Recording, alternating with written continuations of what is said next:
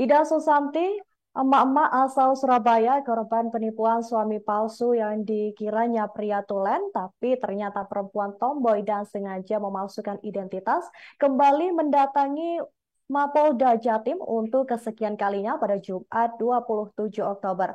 Sejak pertama kali melaporkan kasus tersebut pada tahun 2002 silam, hingga tersangka profilnya masuk DPO dan tak kunjung ditangkap hingga pada 21 tahun kemudian. Tepatnya pada tahun 2023, kedatangannya ke Mapolda Jatim merupakan yang ke-50 kalinya. Untuk informasi selengkapnya akan disampaikan oleh laporan wartawan Tribun Jatim, Luhur Pambudi. Silakan laporan Anda. Oke, baik Nurul.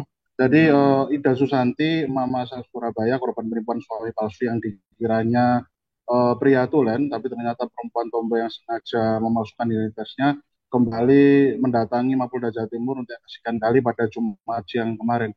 Jadi sejak pertama kali melaporkan kasus tersebut tahun 2002 silam, hingga tersangka yang profilnya sudah masuk dalam daftar pencarian orang kepolisian Polda Jawa Timur dan tak kunjung ditangkap hingga 21 kemudian, tepatnya pada 2023.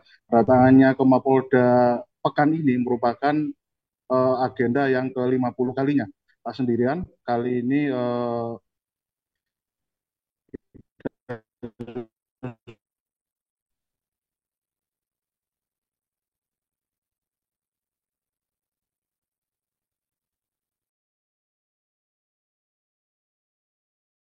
kedatangannya kali ini dalam rangka untuk mengupdate kembali atau mengonfirmasi kembali perkembangan kasus dari kliennya yang tak kunjung diproses sejak pertama kali dilaporkan pada 21 tahun yang lalu, dan padahal pada saat itu tersangka yang statusnya sudah ditetapkan sebagai tersangka itu sudah berstatus sebagai DPO, namun tak kunjung ditangkap.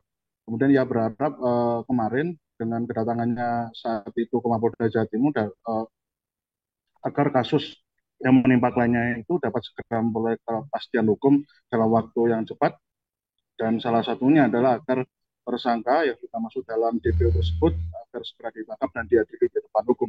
Dan Zakaria kemarin juga tak menampik bahwasanya memang bila pihak penyidik di Treskrim Polda Jatim beberapa waktu yang lalu sempat memberikan informasi perkembangan penyelidikan kasus tersebut yang sempat menyebutkan bahwasanya kasus itu masih dalam tahap penelitian dan juga pengumpulan berkas-berkas karena memang sudah cukup lama. Namun Zakaria menilai bahwasanya pihak kepolisian saat itu atau hingga saat ini belum memberikan ketegasan penindakan hukum dengan melakukan upaya penindakan hukum penangkapan dan juga upaya untuk mengadili dari pihak tersangka.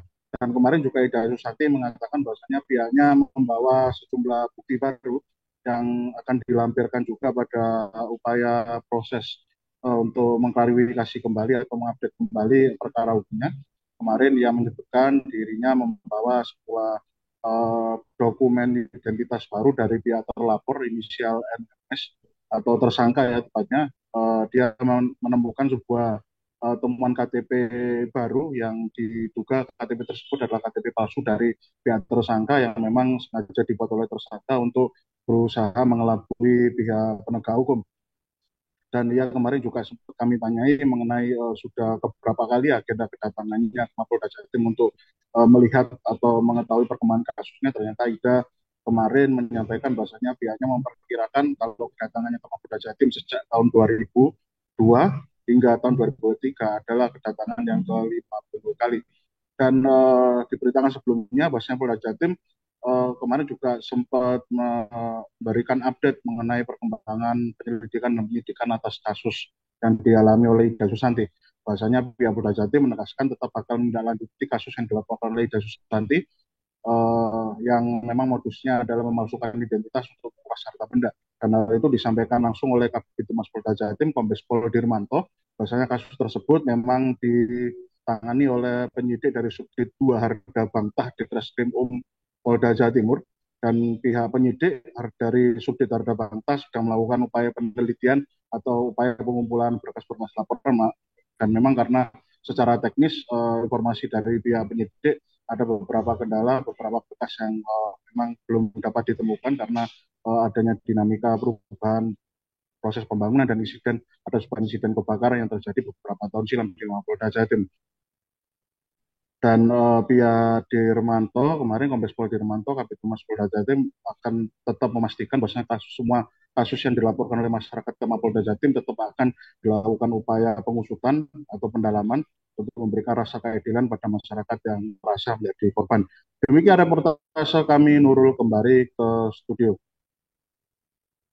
Baik, terima kasih rekan Luhur Pambudi atas laporan Anda. Selamat bertugas kembali. Tribuners, wartawan kami juga sudah melakukan wawancara dengan kuasa hukum Zakaria dan korban, yakni Ida Susanti. Berikut tayangannya untuk Anda. Tentunya kita mau mengkonfirmasi dan juga mengupdate ya apa yang sudah dilakukan oleh Bu Ida, sudah dilaporkan, dan terakhir kemarin adalah DPO ya? Iya, 2007. Ya, sudah 2007, memang untuk kepastian hukumnya kita kan perlu update kembali. Kita hubungi ke Pak Kompol Agung. Ya. Jadi, kita juga butuh dukungan dari masyarakat Indonesia, teman-teman semuanya, untuk kita bisa mengawal Bu Ida sampai akhir hingga bisa dijelaskan dapat dari netizen.